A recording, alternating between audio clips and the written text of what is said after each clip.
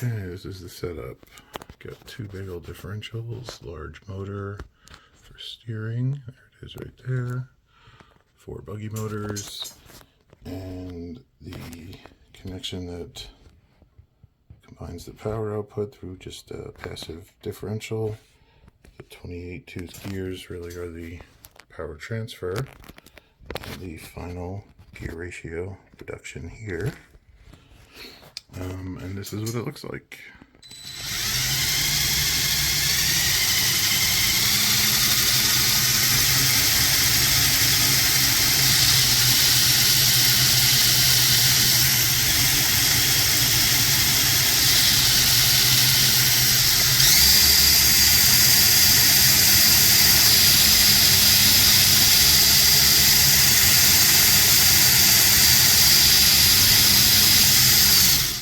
Now let's see that on Ludicrous.